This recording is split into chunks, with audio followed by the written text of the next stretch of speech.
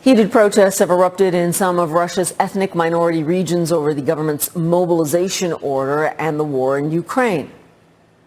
Now,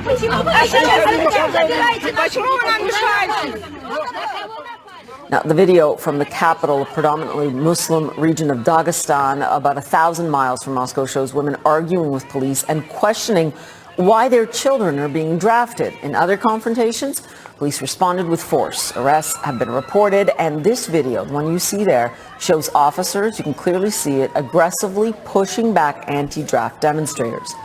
We also saw big demonstrations at this anti-conscription rally in the far eastern Sakha Republic. That's more than 3,000 miles from Moscow.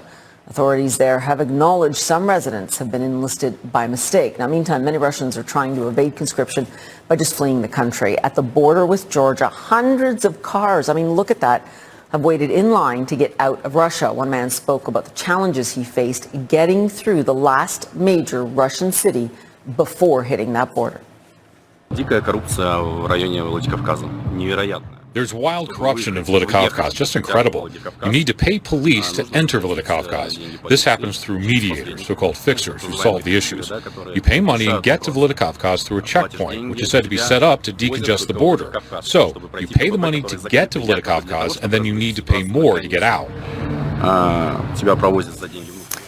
We get more now from our Claire Sebastian, who is standing by for us, who's been following all this. Now, Claire, there is a clear strategy from the Kremlin, right, at work here. Recruit from the regions, from minority populations, and yet this has also proven to be a risky bet, right? It seems to be backfiring at the moment.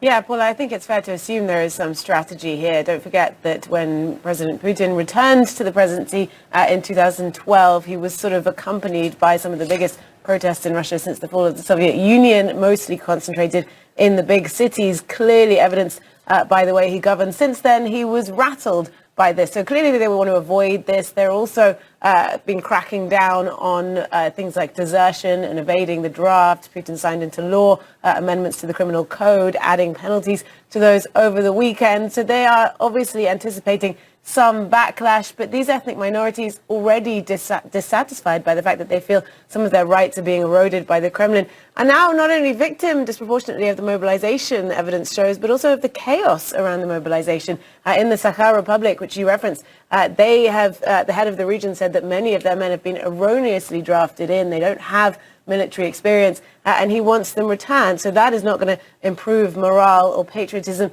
around this. I think as to whether it will backfire, the jury's still out on that one. It's still early days. I think it seems at this point that Russia will be able to bring men to the front by force, by threat of imprisonment, by some still lingering patriotism. Don't forget, it's hard to know from these pictures just how big these protests are, but it's significant enough, for example, for the likes of Ramzan Kadyrov, the firebrand Chechen leader, Chechnya, another Russian republic formed around an ethnic minority, of course, that he took to Telegram on Sunday, sort of trying to shame men for leaving the country, saying, how can you abandon your motherland? Why don't you want to defend your state and your president? So I think there is concern, and I think this is part of the big gamble that this mobilization was for President Putin.